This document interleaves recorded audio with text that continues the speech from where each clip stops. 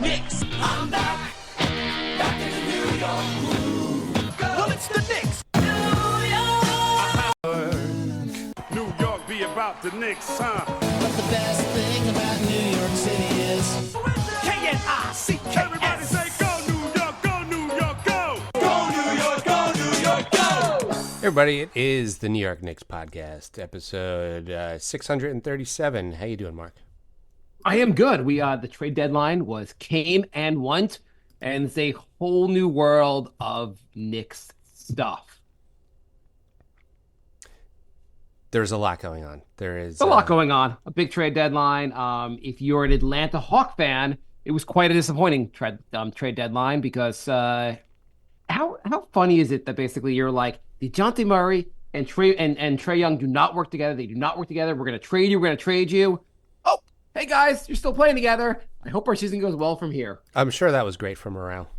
Must have been awesome for morale. But Did you see Embiid's tweet too? What did Embiid say? It was very passive aggressive. He said, a lot of teams got better. That's really good for competition. Did they get Buddy Hield? Apparently he's not really didn't think that was moving the bar very much. Oh, did he think not being healthy to play basketball was helping the Sixers? Come on. He had to chase his 30-point streak. It's totally worth it. There was a lot of, and we'll get to Knicks stuff in a second. Let's do a completely pointless sidetrack. People said Twitter forced Embiid to play because he had to get the 65 games to get the MVP award. Mm-hmm. Do you think Twitter forced him to play, or the fact that he's on an NBA team and he's supposed to play? What do you think the bigger draw was? The bigger motivator was? I think that the owners looked at Twitter and said, "We got to get these people happy." I love the idea. People are like, let's blame social media for kids getting bullied, maybe school shootings, violence, Embiid's injury. Let's blame him for everything. Get Mark Zuckerberg to be like, I apologize, Embiid. We have a platform that forced you to get injured on the basketball court. I'm sorry. All right, so what else topics we're going to cover today. Topics include, do the Knicks have a new starting point guard? Mm-hmm. Will Tibbs be excited to play Evan Fournier 2.0? Any update on the Knicks draft pick survivor game? Life tips, how to react when your good buddy from college gets a new job in a new city. We sing Bob Marley's song No Woman, No Cry about OG. We play Guess That Rotation. We go around the league with a segment called If a Trade Deadline Happens, but Nothing Really Happens, Did the Deadline Really Happen? And we also asked the question, are Brunson and Josh Hart copying us? And last but not least, can we finish the show early enough so Jay can suit up and play for the Knicks tonight? Yeah, they have about 7 active players on the roster right now. Oh, yeah. It's going to be an interesting one. So starting in our first topic, do the Knicks have a new starting point guard? Alec Burks is back on the Knicks. What do you think, Jay? I think Alec Burks is a very good player. I don't think point guard Burks worked out too well, but I think so Burks, Bogdanovic for Grimes and like the end of the bench guys, and 2 second-round picks, which are the worst of whatever picks they have. What did they say what the second-round picks? I never looked up to see what the picks were. Which second-round picks are they? It's the Knicks have multiple second-round picks, and it's whatever's the worst of those 2 years. Which years, though? I don't even remember that, but because it doesn't matter. It's going to be like end of the draft. Like it's basically build, so they could say they got something. As we build our team around only second-round picks, we talk about how the worthless second-round picks are. So, that is true. All 3 young guys left on the Knicks are second-round picks. But Detroit gave 2 of their better players for not very much at all. No. Thank you, Detroit. That was pretty solid. So the Knicks got a 20-point per game scorer, and Burks, who's shooting over 40% from 3. So now the Knicks have 4 guys on the roster shooting over 40% from 3. Not bad at all. That's pretty insane. Yeah, try and double Brunson now. We got 40% 3-point shooters around him. How funny though would it be if Tibbs was like, yeah, no, I just think I thought Burks was the better point guard when IQ was here, and I still think Brunson's very good. Alec Burks is my man at point guard. I guess, do you think Burks now it becomes the point guard in the second unit? I think him and McBride could split duties. Yeah. So you have McBride, Burks, Bogdanovic, Hart, Robinson when he comes back, Precious. That's like better than some teams like Washington and Detroit. Like that's the They deepest could beat bench. Detroit, that bench unit. That's Yes, an they could beat insane Detroit. bench. So I'm going to make the argument from Detroit's standpoint that it wasn't that bad of a trade for them. I like the trade for the Knicks. Like to hear you explain that. Okay, so I guess Burks was expiring. There was almost no value. No team was going to give you much for Burks. So right there, not a lot you can do with him. Bogdanovic, he's a decent player, has a little bit of value. He signed for one more year. Your team is super young. Don't you kind of want to see what the young guys can do? What's the point of having Bogdanovic or Burks out there shooting when your team has like 6 wins, going nowhere? Don't you kind of want to see what you have with the young players? Yeah, so they're just like, let's see what we got mode. Yeah, I mean, when you have 6 wins, that's what you do. You don't switch to like, we need more vets. You go First like, of all, they have 7. 7. Put some respect on their name. They got 7. They have 7 wins. Potentially, maybe they'll have a Grimes game and go get 8 wins. So if you're going to trade those guys, what are you going to get for them? Most likely, Burks gets you a second-round pick from another team, I guess. Bogdanovic, you kind of have to move off the salary if you want to kind of have more flexibility because so many people want to sign with Detroit. But more than anything, I feel like you're like, what do you get for him? You got a good, solid young player who has some proven ability. I don't know, we have so many young players. Do you need more draft picks? You just need some more guys who can like develop. Like Detroit plays so little defense. But getting a guy who can play actual defense and is a solid shooter, younger player, you don't think Grimes makes sense on their team on some level? He does. I also think they won 3 out of their last 10, and they were catching up to Washington, so they said we got to make our team worse quick. I just see what's if you're Detroit, what's the purpose of playing Bogdanovic at this point? Yeah, no, Like they're to really win games. How's that help you? No, you're right. All the minutes should go to young guys. The season's over for them. They should just be trying things out. Maybe give Weissman another run, see what happens. Who knows? I mean, next season's kind of over already. So like, they're so bad. Like you want to see Jalen Duren play. You want to see is Cade back? I think Cade's healthy again. Get like Cade play, Jaden Ivey. You want those guys shooting. They got that guy Sasser who looks decent. Like, do you just get the young guys playing? See if Grimes. I think they'll have to like resign Grimes. Like, he's a young player who plays some defense. He could fit in well with their whatever the hell they're doing. Monty Williams, I think, makes more money than anyone on the team besides Fournier. Yeah. Yeah. Crazy. I'm so happy for Fournier getting his freedom. I'm assuming he's not really going to play on that team. But do you think Tibbs goes up to Bogdanovic and says, you took Fournier's spot? And he's like, yeah, I know. He's like, no, I mean, you're sitting on the bench and we're holding you hostage for another year and a half. Until you can prove you can play defense, Bogdanovic, you're not playing here. We have to have a guy making almost $20 million that does not play. I mean, I guess he gets, I think, 18 or 19 million next year, which is perfect. They want to do a bigger trade. He has some value as far as trading. If you were Detroit, would you have rather gotten a late first round pick or Grimes for Bogdanovic? Probably Grimes. Yeah, that's what I'm thinking. I think Grimes still has more value. You have all the cap space. You can pay him, not a huge salary. When you have to, I think Grimes. I think at some point you have to switch your gears and like not just get draft picks. Yeah, yeah. So I think that was a reasonable move for that. So not crazy if you're a Detroit fan. If you're a Knicks fan, I'm sad to see Grimes go. Right? Yeah, but I think the Knicks bench is ridiculous at this point. Like they just got a 20-point scorer for the bench. I think also the upside for Grimes, the best upside for him is looking like Dante DiVincenzo looks right now. I don't think he's going to get there. No, but I'm saying, isn't that like you see that like that's kind of his ceiling basically. Like Dante already looks that good at this moment, Yeah. and he's kind of young also.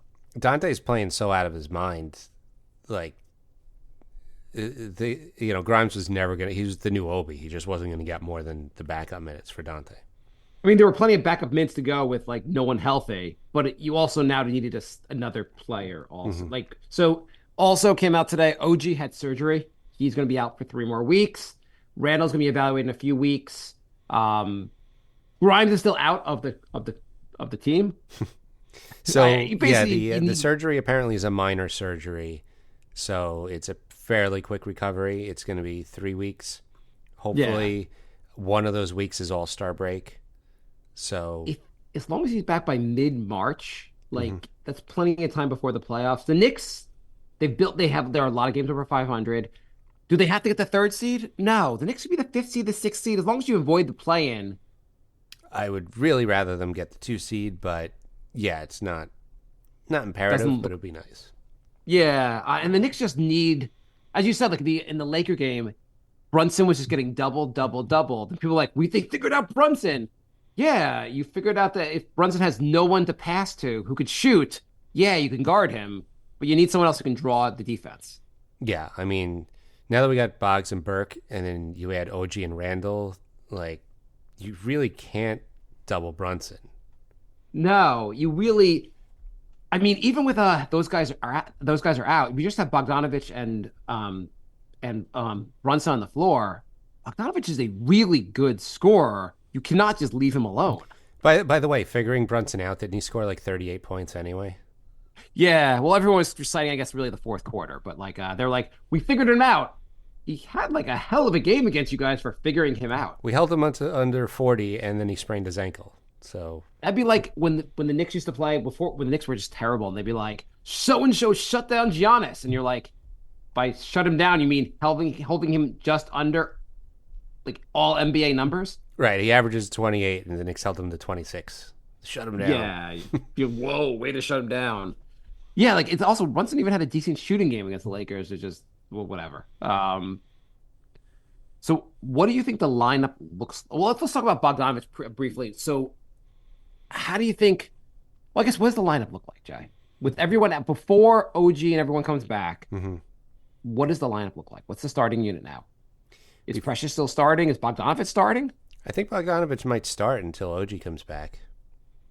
Yeah. I think Precious still starts in Randall's spot, and Bogdanovic starts, and Hart goes to the bench. This would be an interesting rotation to figure out because the one thing. So, do you remember the last time the Knicks traded defense for offense? How did that work out? I mean, it usually doesn't work out that well ever, but the Knicks have so many defenders. You can have one sub defender if he's scoring the lights out, which he absolutely can. Yeah. Do you think Fournier is like, oh, you guys brought in something that a guy who can do everything I did before you guys benched me? Great.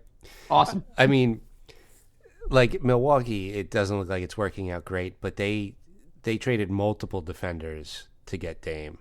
It wasn't just Holiday. Like Grayson Allen was their second best perimeter defender. So right, you figure with the Knicks, especially when everyone's healthy, you have enough defenders. Like especially with how good Dante's been, like you don't necessarily need. And with OG's amazing when he's on the floor. Grimes was I guess trading defense for offense probably wasn't the worst idea.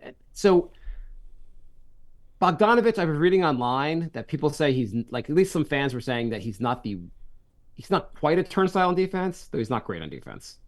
I mean, as long as he's not like absolute worst, if he's just like a little bit below average, that's fine.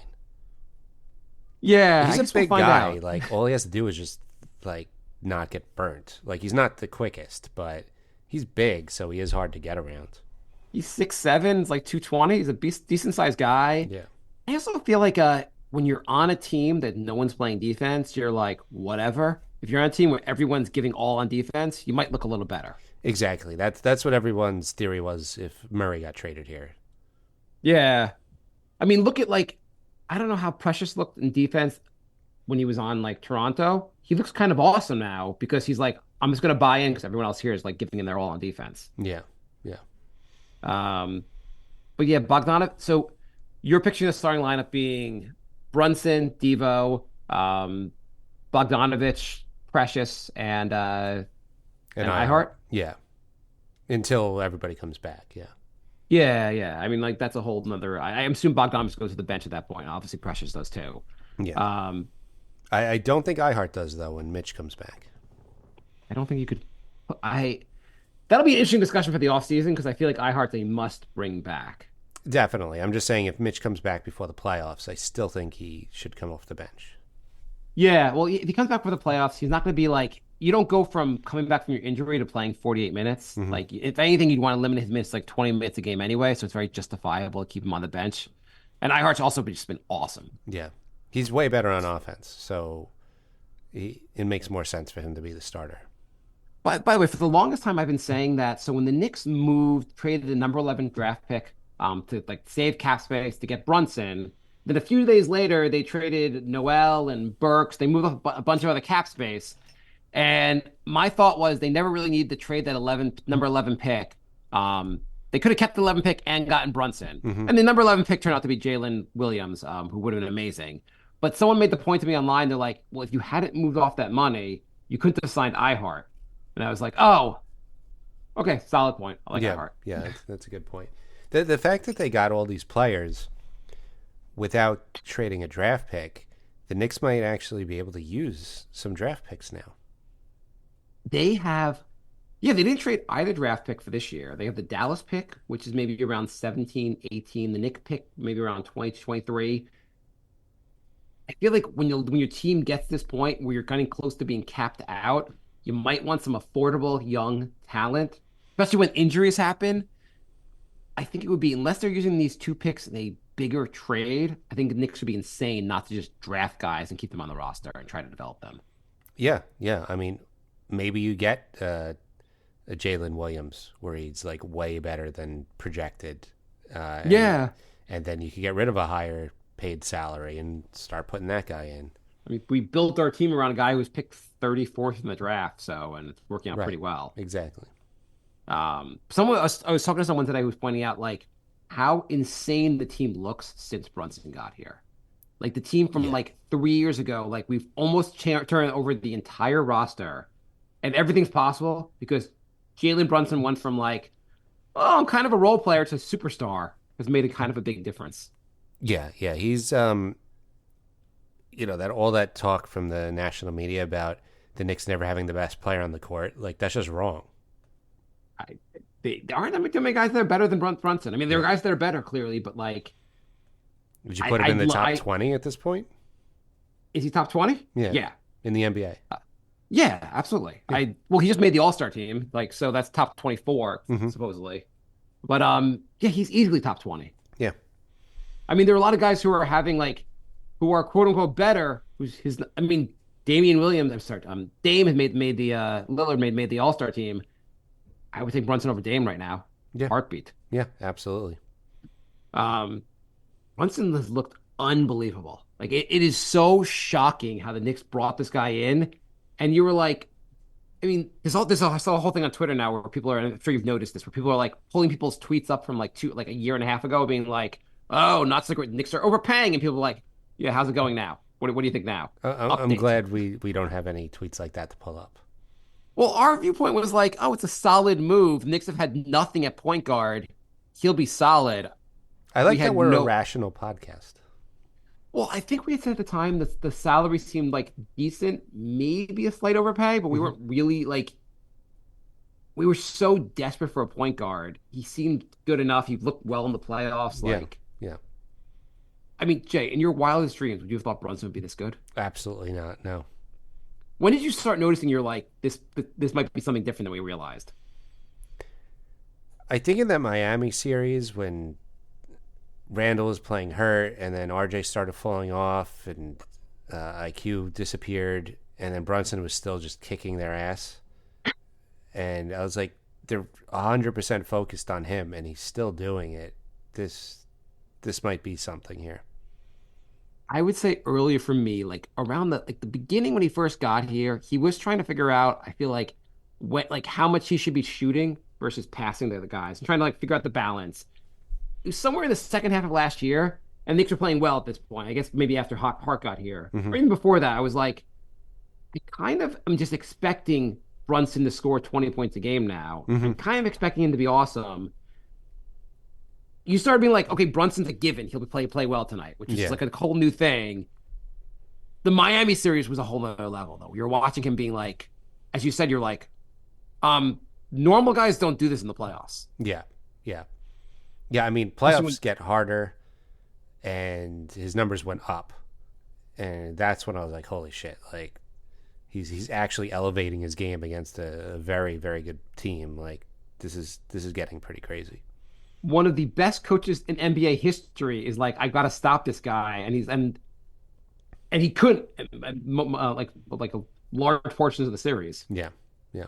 I mean, what was it? The second to last game, it won 6 or 7, won six, right? 6. Yeah. So game 5, Brunson played the entire 48 minutes. The Knicks win. Game 6, he played 45 of 48 minutes. The Knicks won the 45 minutes he played. Yeah. The 3 minutes he sat were the difference in the game. Yep. That was insane. Yeah, absolutely crazy. Well, I don't think the Knicks will have that problem this year. The Knicks have a good enough bench where he does not have to play all 48 minutes. No. Well, they did get rid of another point guard. So They got rid of 2. they got 2? Yeah. Ryan, Ryan. is he a point guard? I don't know what he is. He never plays. I didn't know he had a position. One thing I have to say is they could have just said, like, hey, so in the trade, they included Malachi Flynn. Yeah. Evil Dante's gone, though I kind of like Evil Dante. I liked having Dante and Evil Dante. It was fun. Ryan Ark, I guess I'll never have to figure out how to pronounce his name, but like their buddy from college is now gone, which is funny. Like they're like, hey dude, I heard you got a job in another city. I guess so. But I was kind of hoping he would play just tonight, so like you could see a lot of Ryan. Yeah. He was one of the best. He was like the best player on the Villanova team. So I think that the Knicks can't get him back until June, but if he gets waived, He's coming back. Yeah, I think he's coming back. Not not this season, but I think next season he'll be back. Yeah, I could see him being back. He's going to be the Theo Pinson slash Herb Williams. Like, I'm sure they were like, dude, it's just like you're studying abroad in Detroit. You'll be back. Right, just one semester. Don't worry about it. Yeah, just one semester, dude. You'll be back. You'll be back. Don't worry. We need you to count the 3 seconds violations on the bench. Right. So overall, what would you give this trade? I would give it an A. Wow. Yeah. Yeah, I don't think they lost that much. They lost a little bit on defense, but they got a ton of scoring back. They got even more depth, and they still have cap flexibility. They didn't give up any first-round draft picks. I think it's great. I am super excited to see how these guys look on the team now. Also, I guess we saw Burks not too long ago, but like when Burks wasn't playing point guard, he was great. So right, he just didn't like. He never was a point guard. Tibbs said, "Be our point guard." Tibbs tried to force it. Burks is a good player if not having to play out of position, which he doesn't have to do anymore. Somebody posted Burks' minutes for his career and at what position, and only 10% of his minutes his whole career is point guard, and those were the 10% that Tibbs played him at. So I even the second unit, if you have Burks playing a little bit of point guard, Dante handling the ball, you have McBride handling the ball. You may not have a traditional point guard on the floor, but you also have enough ball movement there. Yeah, yeah. And McBride's been getting better. He's just not quite the playmaker yet. Right. Yeah, I think they'll be fine. Yeah. Okay, we got some questions. You want to do some questions? By the way, how do you feel about OG being out for 3 weeks? Not great, but I am kind of relieved that it is a minor injury, and I'd rather him do that than to just have it lingering and maybe he plays 2 games and misses a game, and Yeah, just address it and like the Knicks have won a ton of games since he got here. Address it and try to win again when he gets back, or just not try to win again. Like just see what you can do the rest of the way while he's gone, and then like when he comes back, you make your playoff run. Yeah. Okay. Some questions. Cobra writes, all I'm gonna say is go Knicks. Good. Worldwide Knicks writes, considering the new ads, if surgery is an option for OG, where can he still return for the playoffs? They said it's. I guess the question came before the announcement. So 3 weeks, he'll be back by mid-March. Yeah, I would have responded, do it. Being healthy for the playoffs is more important. Yeah, I mean, just do it ASAP. Get it out. Especially like Yeah. the team can win, especially post trade. I feel like the Knicks have enough to win a bunch of games the rest of the way, even without like the. I mean, they were winning games without OG and Randall, and now you added two very solid scorers. Yeah, no, I agree. They have been winning without him. So get healthy, put us over the top when you're back. Gil Gates writes, "Can we win the title? And what will each of you do when we win? Will there be no more podcast?"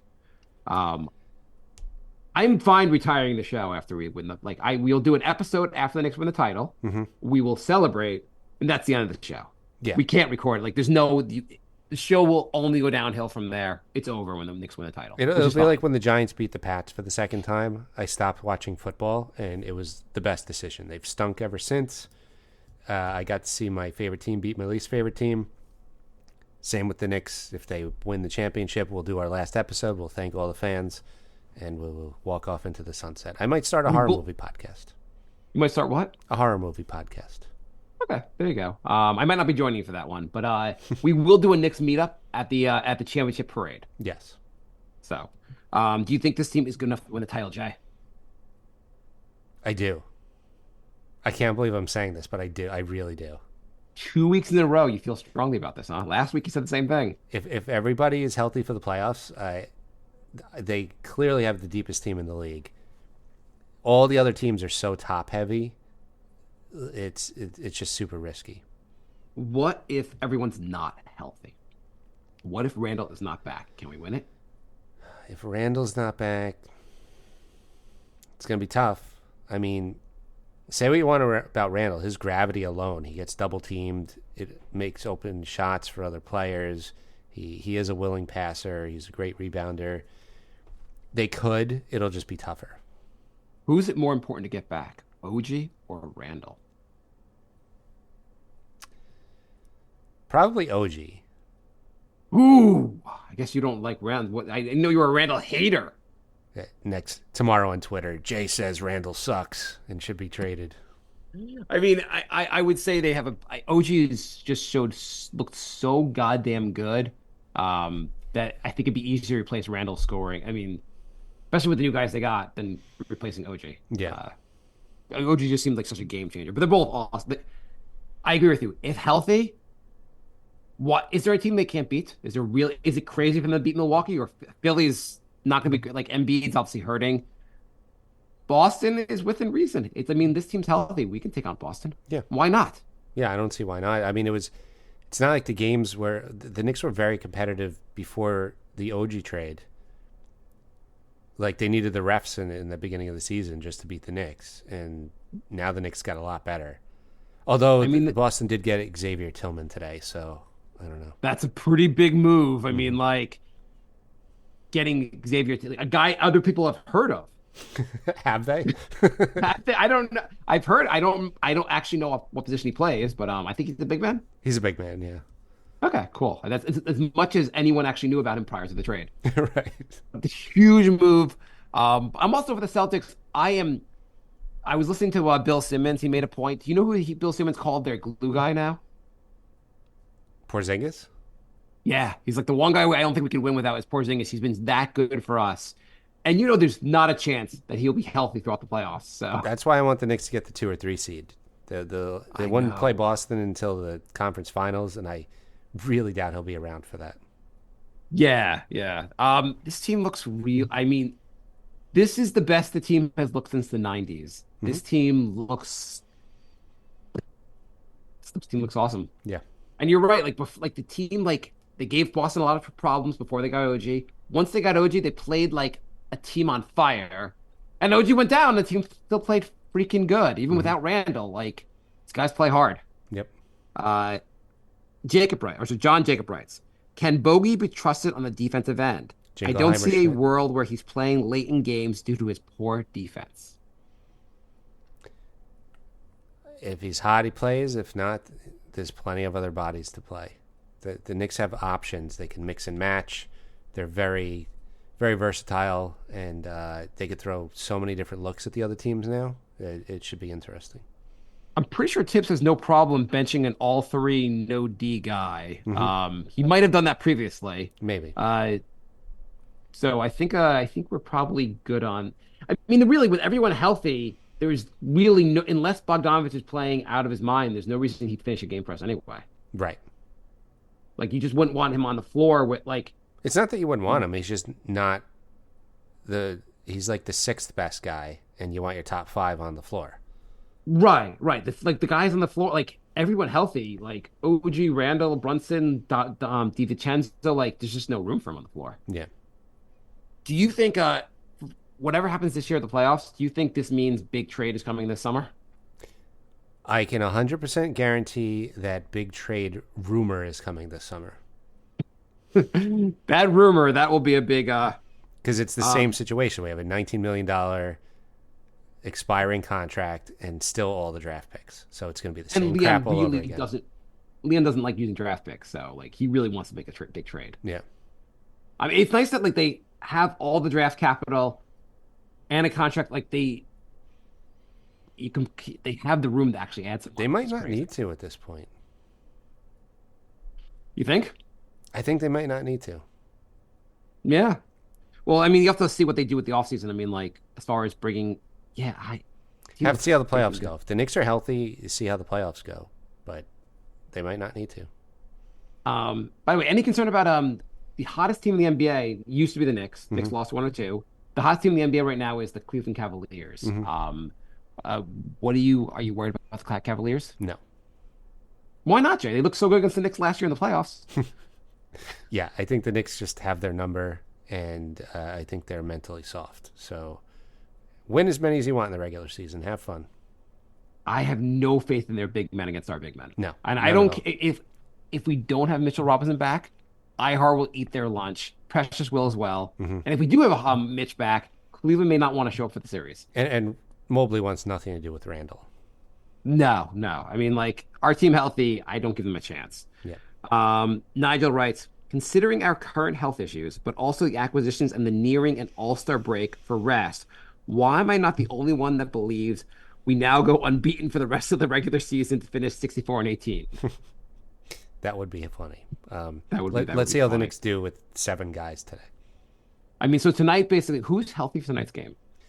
You have McBride, Dante, Hart, Ihart, Precious, and Jacob Toppin?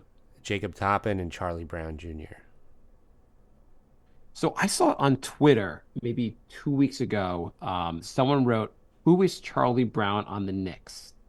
And I thought they were trying to like do an analogy of who would be the Charlie Brown character on the Knicks.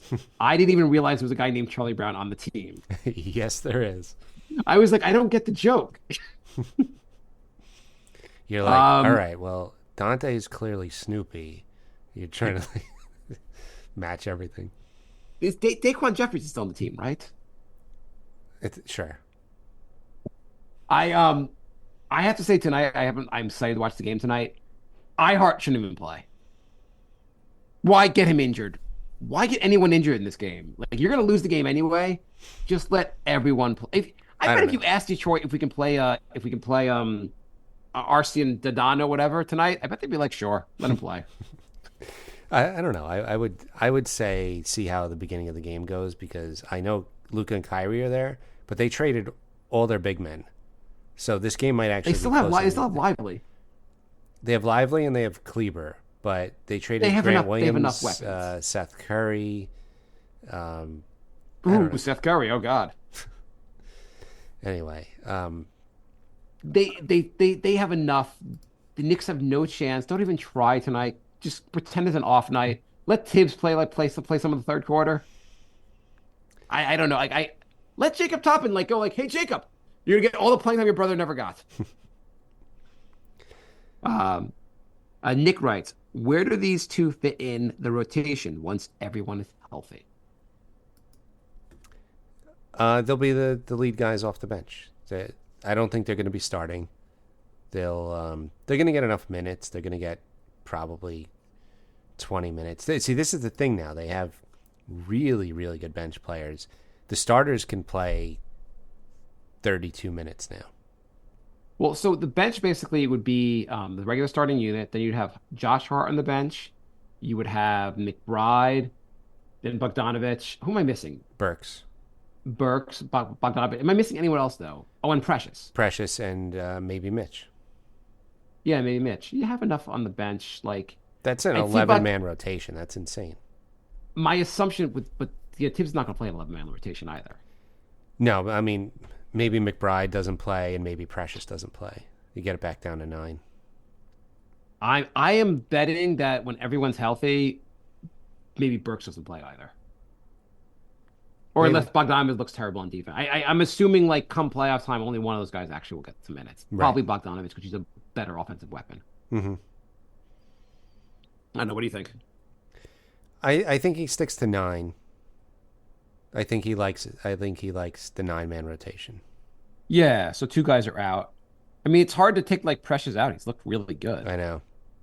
I guess you're right. It depends also, like, is Mitch back? If Mitch is back, you probably necessarily you may not need Precious out there. So Right.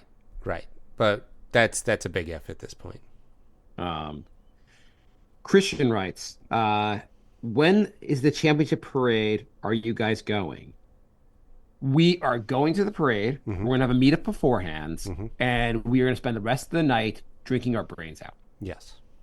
Yes, that we're gonna party that whole day. So it'll be an awesome Knicks event. We'll use some of our Patreon money. It'll be a huge night. Yes.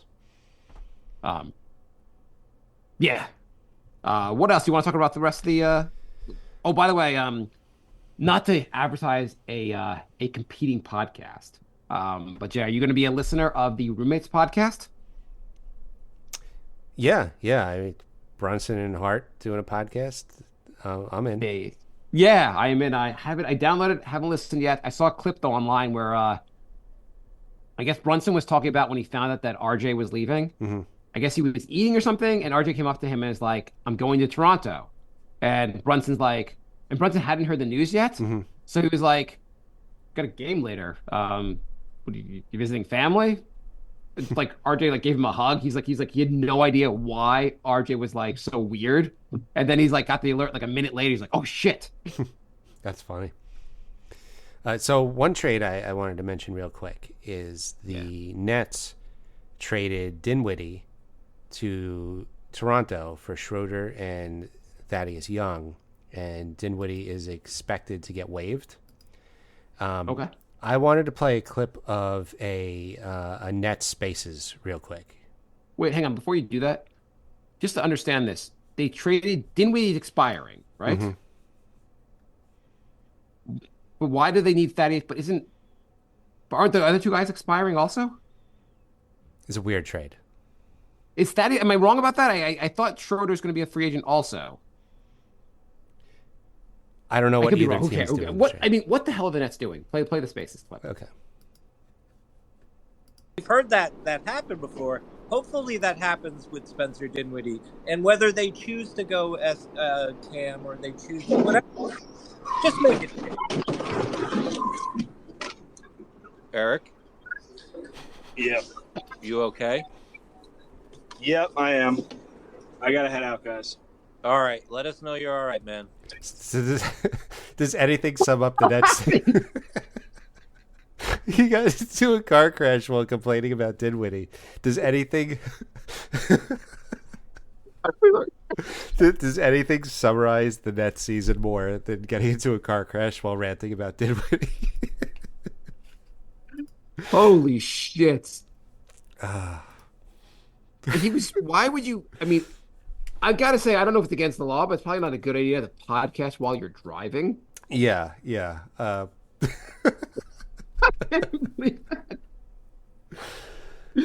always kept waiting for him just to say something stupid. And I'm like, wait a second, did he get into a car accident? Yeah. Holy shit! He's like, wait, guys, I got a metaphor for the entire team. Wow, that was an amazing clip. Thank you. Any other any other trades you want to talk about? The Raptors traded Olynyk. They got a first from Toronto. There were a bunch of big trades for the deadline, but they all, I mean, a bunch of big trades that happened. They all happened before the deadline, like the OG trade, obviously. Jack shit happened of any interest, really. Like what? Every trade the Mavericks traded a Raptors first made, for PJ Washington. like the Raptors, I don't understand. It's like you traded Schroeder for Dinwiddie and then waived Dinwiddie, which makes your team worse. So I'm like, okay, they're tanking, but then they trade a first for Olynyk. So I'm like, okay, maybe they're not tanking. Maybe they're trying to win. Like, I don't understand what they're doing. I'm assuming Dennis Schroeder, or Schroeder, whatever. I assume he just did not want to be there. I made That's it what I'm clear to guessing them. too. He seems like a He was, personality. but why not? At the same time, why even make the trade? Why not just cut him? I don't know. Would you? Okay, so post buyout, what do you think about so the Knicks? Should the Knicks add someone else post buyout? Like, would you add Spencer Dinwiddie on the Knicks? No, we were talking about the Knicks might have to not play two guys that deserve minutes as it is. Like, The two guys. Okay, so Spencer Dinwiddie, I did not realize would be available. I don't know. Like, yeah, like, would you really? I don't. Yeah, there's no room now. That's it. Right. I'm just wondering if you need a backup point guard. The other guy, I was thinking about was Kyle Lowry, and Lowry obviously just an older veteran player that can play a little bit, and maybe you'd want in the playoffs, even though he's like super old, but maybe he could man the second unit. Maybe I don't feel like any of this is necessary at this point. I don't. Lowry one makes if not everyone's healthy, it could make some sense. Just some extra insurance. Yeah. Though I don't know, maybe he might want to go. The rumor is that he might go to Philly, and Philly obviously has more room for him, so like maybe it doesn't make any sense. Why the hell did Toronto do that? I don't know. Also, Dallas got Gafford for Rashawn Holmes and a first. So who's worse at making trades, Detroit or Washington? It's like I can't imagine why Washington these gave up a first to get Holmes? No, they got a first with Holmes, but it's a late first this year, which is going to be a late pick anyway. Yeah. And they gave up Gafford, who's one of their better players. So like, I don't know. It just seems like Detroit and Washington are competing to see who could make the worst trades. I don't understand. I'm just looking at this right now because I want to make sure. It looks like everyone, not Larry, hang on. Everyone from that trade was a like Dinwiddie was going to be a free agent. Mm-hmm. So you could have just cut him without doing the trade. It looks like This trade blew your mind, huh? Schroeder, isn't Schroeder maybe is Schroeder signed? Am I wrong about this? I thought he was gonna be a free agent also. I don't know. I haven't. Aren't you kind of confused why this trade happened? A little bit. So I'm he's guessing signed to next year. Never mind. He is signed for $13 million next year, Schroeder. Okay. So they're shedding the salary. Nets. I don't know what in God's name the Nets are doing, but they got Schroeder, and he's decent. Mm-hmm. I don't understand some of the moves the teams did not make. Like, was there no value for Malcolm Brogdon? What in God's name is Portland doing? Why not trade him? Why does Toronto not go in all in and trading guys? Why? No, Toronto, like, I know some people say they're tanking. I don't think they're tanking. What are they doing? I don't know what they're doing. I guess they're like, we have Scotty Barnes. We think RJ and IQ will be good. We're kind of resetting things. Yeah, they got Gary Trent Jr. and then they just got Olynyk. So, like, you need a big man that can play some defense. So Olynyk and Bust can kind of get some rebounds. I like Olynyk. Like, he would have been a solid guy. I know. I'm just like, I don't think they're tanking, but they're definitely not good enough to win games. No, they're definitely not winning either. Yeah. So I don't know what they're doing. I don't know. Why did the Pacers get rid of Buddy Hield? Well, they got Doug McDermott. Yeah. Okay. Why did the Pacers get Doug McDermott and why'd they get rid of Buddy Hield? Like, two moves that don't make sense to me. I don't know. McDermott's not really that great. I mean, like, if you're like, Buddy Hield doesn't play defense. Well, we got this guy McDermott who doesn't play defense. Buddy Hield at least can hit threes. Well, I mean, McDermott can too, but Hield's a better 3-point shooter. he is. Yep. He is. I think over the last 6 years, he's hit more threes than anybody in the NBA or something like some crazy stat. So Yeah. I don't know what the Pacers are doing either. Um, I feel like they got worse with that. it was like the most confusing deadline of just random crap going on. Yeah.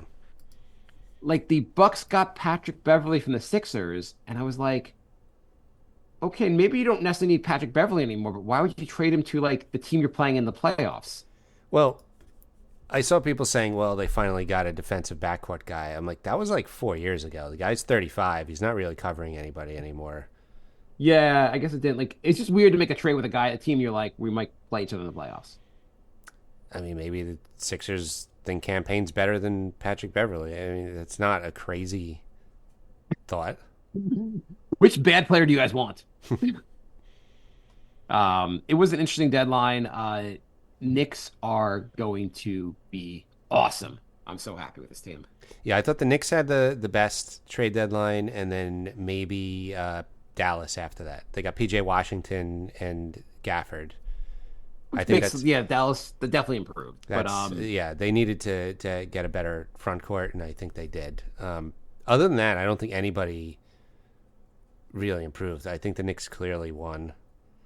I mean, the Knicks won pre-deadline and post, and the OG trade was the biggest trade of the season so far. And then this trade, like, Knicks look kind of smart. All the commentators are like, are the Knicks a smarter team than we realized? Right. Oh yeah, and then Detroit traded Monte Morris, who wasn't that bad, for Shake Milton, Troy Brown Jr., and a 2030 second round pick. So, like, every move they made, they got worse. It was like such a I guess, like, Monte Morris, you just don't have a reason to play him anymore for Detroit. I know, but does that mean you have to, like, make bad trades? Like, couldn't you get equal value for any of all three of their moves? They got fleeced. I don't know. I think when you're there, you're like, we want Cunningham, Ivy to play, and that guy Sasser to play. And I don't know who else they have. I'll give them one. I'll give them one. They got Fontatio. Who I thought was from Utah. Yeah, for Kevin Knox, a second, and a draft rights to a guy who'll never leave Europe. And draft rights, and they signed a guy, Kevin Knox, who should be playing in Europe. Or will be. Will be. I didn't understand, like, Fontaine, however you pronounce his name, he looked kind of decent when the Knicks played Utah. Why did Utah bail on him? Maybe they got their rotation. It seemed like when they got healthy, like, there just wasn't that many minutes for him. Yes. I don't know why. I mean, I'm sure Knox was filler. But I'm sure Utah's like, the key to this is we know we can develop Knox. Anything else you want to add, Jay? The game's starting soon. Yeah, no, I think that's it. So nyknickspodcast@gmail.com is our email, and nyknickspodcast on Patreon, Instagram, Twitter, and Facebook, and the links to our Discord is on all those places. So if you want to join that, you can chat with us during the game. Upcoming games, they have Dallas tonight, which will be a loss, unfortunately. And then they have Indiana, Houston, and Orlando and Philly over the next 4. What do you think? I think they're going to go 4-1. Okay. Should be interesting. That's a tough 4. That's a tough, like, those aren't easy games. It's a challenging 4. It's a challenging 4. Philly is without Embiid, obviously. They're not as good without them. Houston's okay. Indiana's okay. Orlando's okay. Yeah, they're all, like, above average teams, but nobody's, like, very good. I'll take 3-1 after tonight's loss. Okay. And if the Knicks win tonight, let's figure out how we can get championship finals tickets. Right. All right. Thanks for listening, everybody. We will be back next week. I'll talk to you soon. Bye, bye, love. Goodbye, everybody. Goodbye. It's all over. Goodbye. It's time to go. This is the end.